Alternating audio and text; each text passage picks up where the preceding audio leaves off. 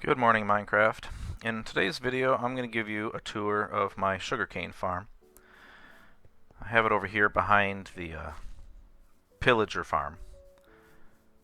The pillager farm, I'm not 100% sure if I'm going to leave that in my world. I might bulldoze this. I've read some stuff online where if you bulldoze the tower and don't have certain blocks within the spawn radius, I think they can only spawn on grass and one other thing, then they won't spawn. And then I'm not sure, it kind of, I don't know if I like it right there. I mean, it's where it spawned in the world, so that's where I had to build the farm, but I haven't decided yet if I'm going to remove that. It's a great XP farm. I'll do a video on that at some other point.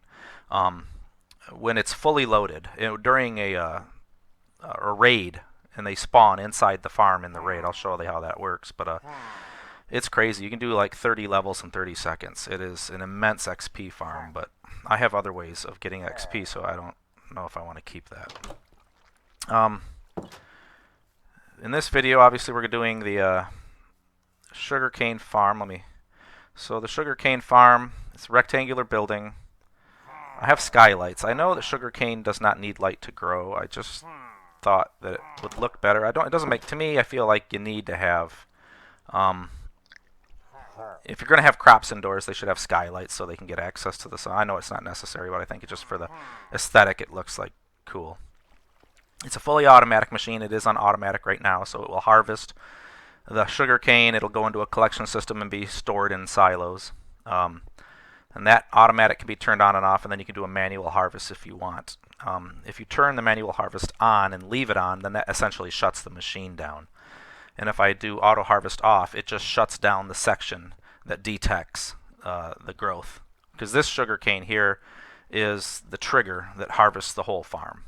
So let me show you the whole farm. And actually what I'm going to do, I'll talk about if it harvests, it's on automatic, so at any moment it could harvest. So I'll just stand here and talk about it for a second. And if it harvests on the video, great. If not, I'll probably just stand here until it does, and then I'll edit that out.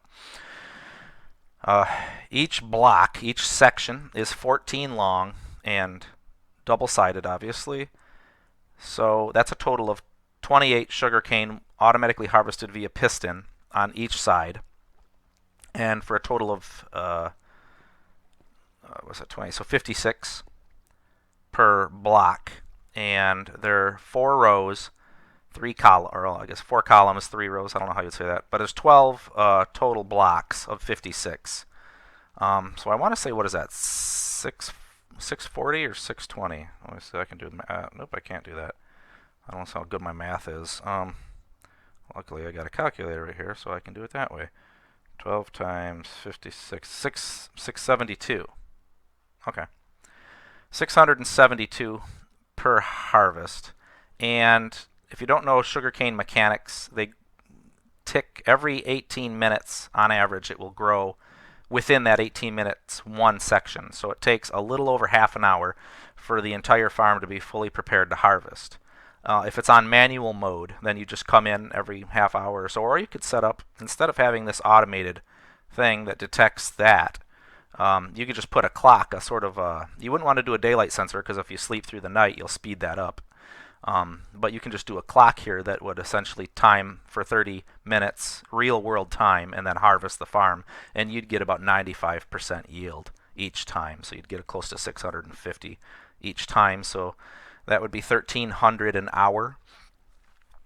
And that's continuous then. It'll just dump into the silos, and it never, as long as you're at least have the chunk loaded or nearby in the farm elsewhere, it'll work. And so you'll get over 1,300 an hour, a little bit more than that.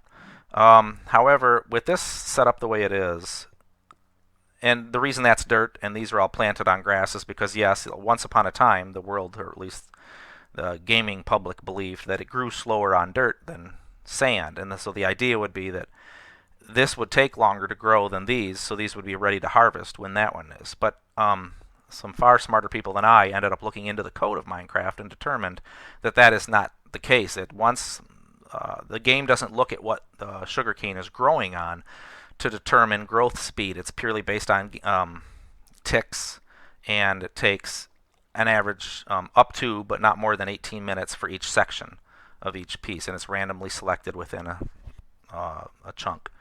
So after 36 minutes, it will be 100% grown, barring some other issue. When it is, obviously it's just a simple redstone circuit. What you see is what you get as far as the redstone. This line activates both pistons. So this block, there's nothing underneath this block, but it triggers the top piston and the piston below it. That's just basic redstone mechanics. And then there's a repeater at the 15th block.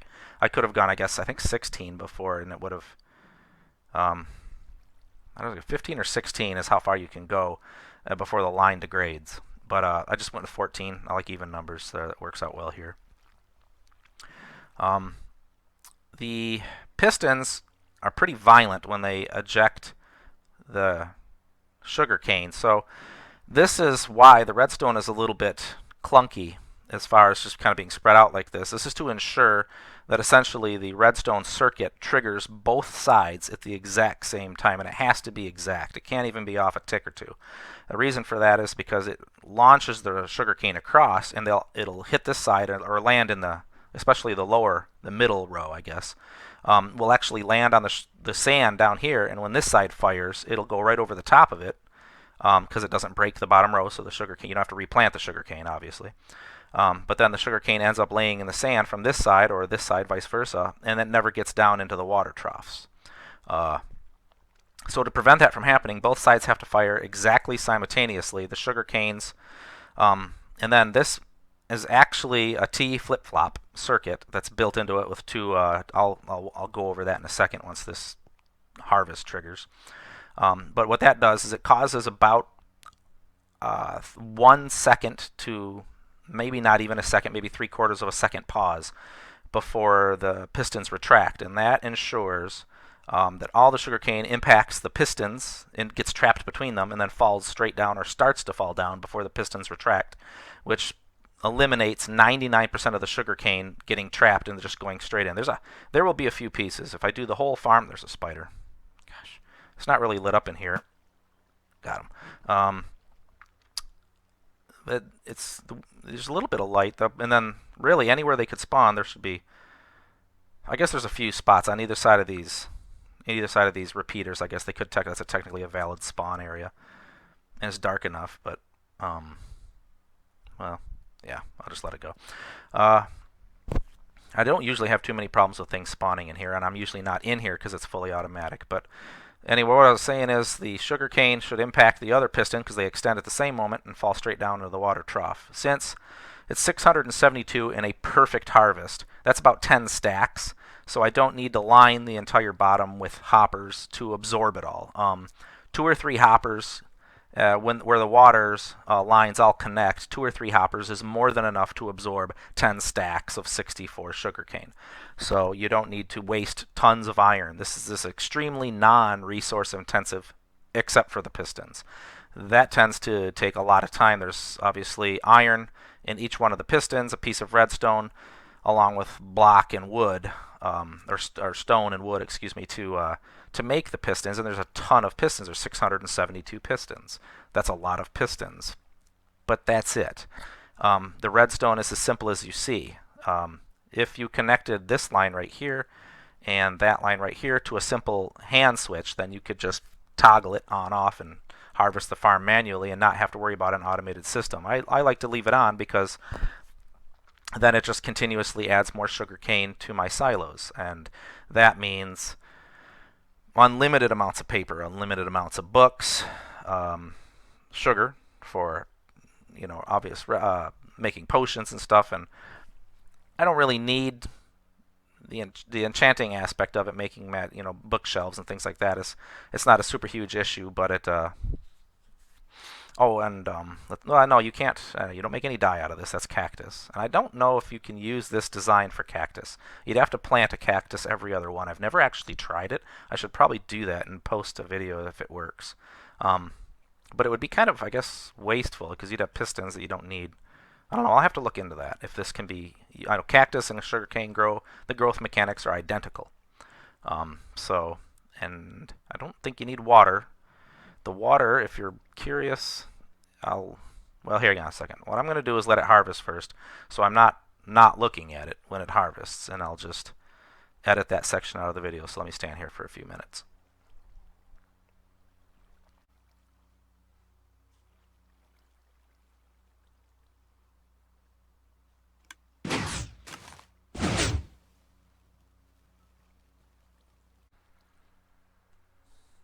Okay. It happened while I was away from the keyboard, but I got it recorded, so I'll splice that in. As you can see, there is very, very, very, very little loss. I think 1,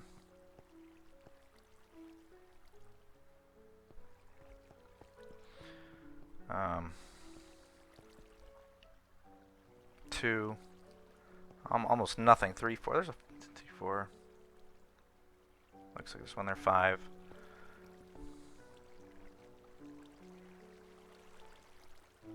6. Yeah, almost all the sugarcane. There's usually less than. There's a couple on this one.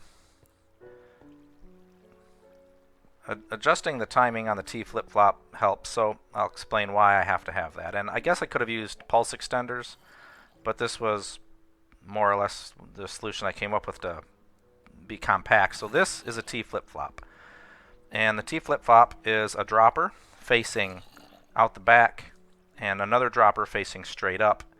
And then there's a comparator that reads the top dropper, and then a hopper that collects. And so the basics of this is when an input, in this case the input is this this observer. And so when the observer detects a state, which in this case would be the sugarcane right in front of it, it emits a single pulse. It doesn't just lock on.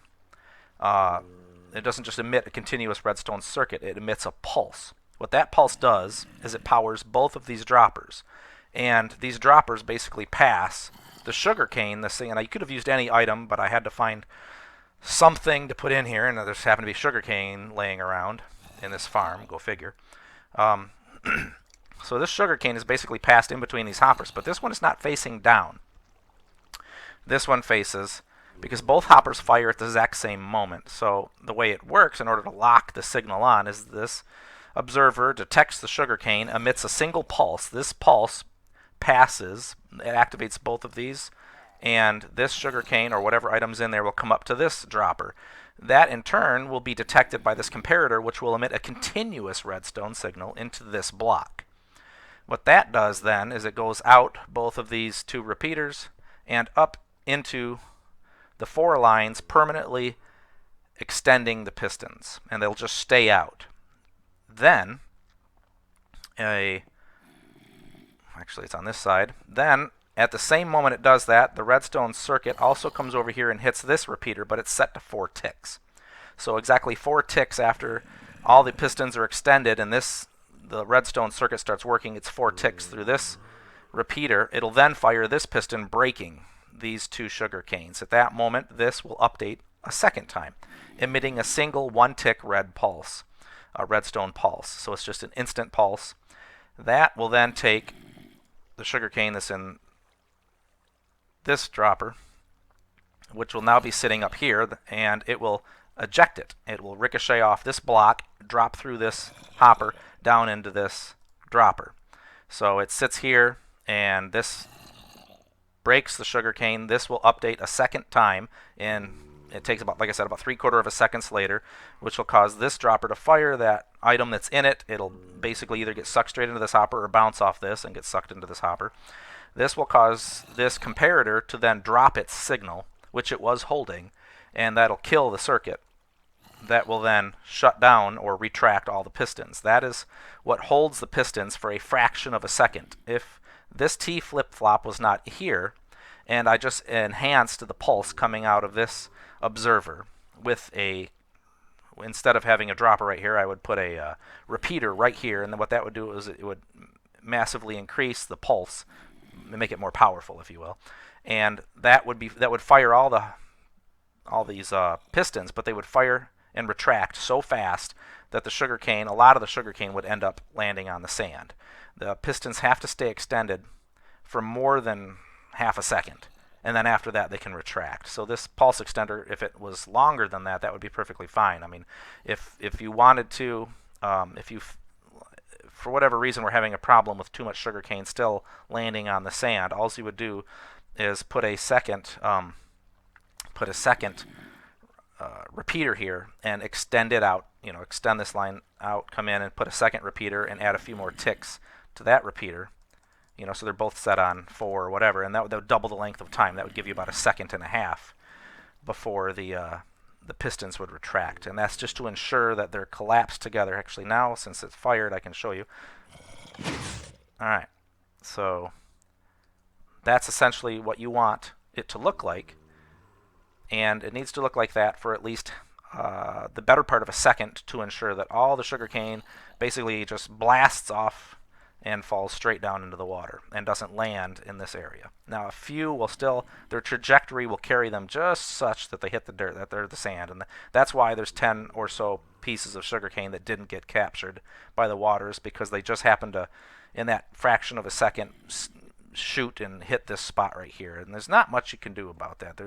That's almost impossible to eliminate. I don't know how you would successfully eliminate that without an extremely more complex machine, but out of 672 we only lost about 10 pieces, so that's more than acceptable when you get to these large scale farms. Speaking of large scale, this farm was actually designed to be tiled in the vertical direction so that there could have been another set here, or I could build up on top of this, up, and then you could have, the lag. You probably noticed how bad my computer lagged when it fired. It almost stops it for a second. It drops the frame rate to almost 0 until the sugarcane hits the water. It pretty much freezes this computer. A more powerful computer could handle it, but you'd need a lot more powerful. If you were going to stack this vertically and have another layer above or below this layer, or more than that, like 2 or 3 or 4 layers, you would frankly need an insanely powerful computer not to lock up when it happens. It's just a lot of entities moving all at once in with a lot of physics as they're flying through the air, ricocheting off the other pistons. They're obeying basically physics,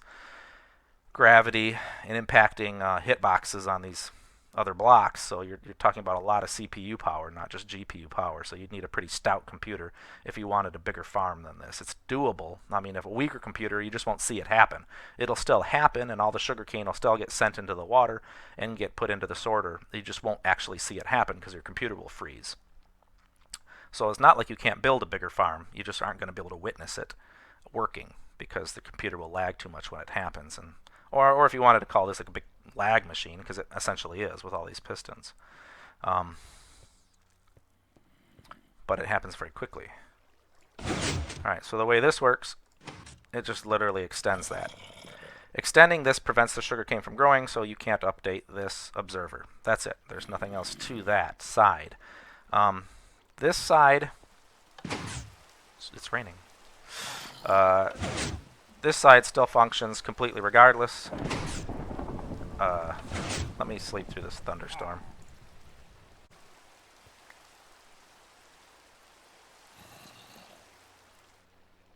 Alright. So this side, what this does is it essentially injects a pulse into both the circuits, and it comes on this side right here, and then it cuts across and picks up this side right here and that causes this side to be delayed a few thousandths of a second from this side, but it doesn't seem to affect this middle row too bad. I don't know if you even notice it. Yeah, it's pretty instantaneous. So this, with the automated thing off, the crops will continue to grow until such time as you want to manually harvest them. And then if you leave the manual harvest on, it simply blocks any sugarcane from growing. You turn this, yeah, this won't affect it at this point because it's receiving the redstone signal right here from this one. So there we go. Let the system start working again. Now, because it does grow on dirt at the same speed it grows on sand, and I think I said grass earlier, that was wrong.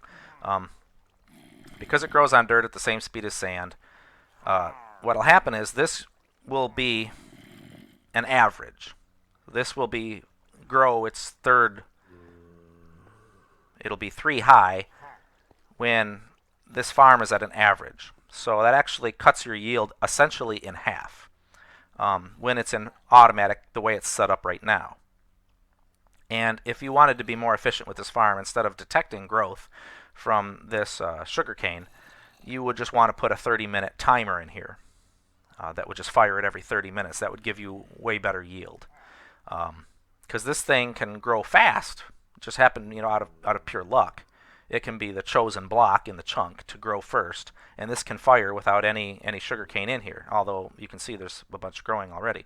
Or sometimes this is the absolute last one, but as an average, it ends up being right in the dead center. And overall, if you let this run for a couple of hours or a few days, you'll find that your yield is not 672, but an average of about 340 every 36 minutes, which gives you an average yield of about 700 an hour. But if you wanted to manually harvest it on every 36 minutes precisely, or put in a timing circuit instead of a detection circuit, then your yield would go up to the full about 1,300 an hour instead of about 600, 700 an hour. So there is ways to make this more efficient. I haven't bothered to, because frankly I already have tens of thousands of sugarcane in my silo, if not hundreds of thousands. There's no sense in speeding this up. But if you had a large multiplayer server, and for whatever reason you were in desperate need of more paper, or your projects required more sugarcane for whatever you were building, then you could without increasing the size of this farm, you could greatly increase its yield simply by manually harvesting it or putting in a timing circuit. Then you would get the full harvest instead of an average harvest, which is roughly half of what it's set up for. I'll just go ahead and hop down. So the water circuits, entities move much faster in water now, and so these two rows come here, the center row comes straight in, and these two rows are split there, Enderman, and there.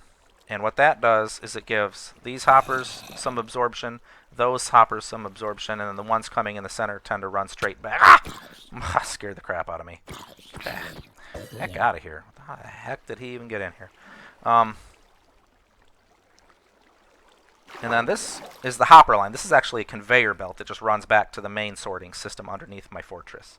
So that's why there's all this. But you wouldn't need more than about 2 hoppers here, 2 hoppers here, and 2 hoppers right here to collect all that. I think a hopper holds 5, so you only have about 10 stacks in the current setup. So even if this farm was 2 or 3 layers, this would be enough hoppers, easily enough hoppers to absorb it all without any problem. You wouldn't have loss. You wouldn't have sugarcane sitting here waiting to be pulled into these hoppers. This 3-way setup. Instead of having all the lines come to one channel and then run down, that would probably be fine. In fact, when I first built this, there was just the center line, but I did intend to stack it several layers higher, so I have this set up for greater absorption than what is necessary, but I never ended up building that because it's just I have so much more sugarcane than I need. It's really unnecessary to make it bigger. So let me hop out of here and I'll show you where I hide the water. Well, it's not a secret. Obviously it's right behind the sand, but I'll show you the way I built these.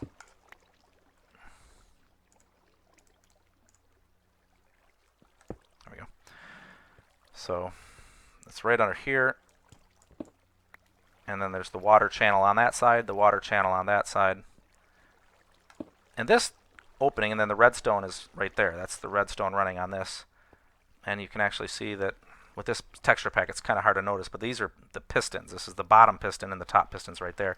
Their texture is slightly down. This is Ovo's Rustic Redemption. For all the people that ask in my other videos that aren't reading the comments, this is Ovo's Rustic Redemption. It's, in my opinion, the absolute best resource pack for Minecraft. It looks fantastic. I think this is a 64 by 64 version, and it is the 1.19 version of the resource pack, although it works perfectly fine on 1.17, which is where this world currently is. I have not yet updated to 1.19 or 1.18 for that matter.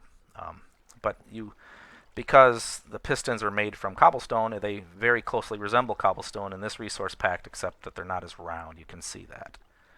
But anyway. This doesn't need to be here. This tunnel doesn't need to be here. You can fill that in, and then you don't have to worry about mobs spawning, but they wouldn't anyway with all these light.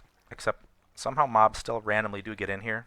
I think they spawn on the top and just fall into the water. But like I said, I'm never in here because this is fully automated. It just goes into my conveyor belt system, and then there's a sorter underneath my fortress. And I'll show that in another video. It's immense. So now that we're automatic, I can actually fire this manually by going like this and show you the delay, because like I said, the delay is important. Alright, you see how it closed, paused for 3/4 of a second, then opened back up. One more time. Alright, and that T flip-flop is what creates that 3/4 of a second pause, which is necessary to contain most of the harvest into the water trough instead of letting it hit the sand. Alright. Thanks for watching.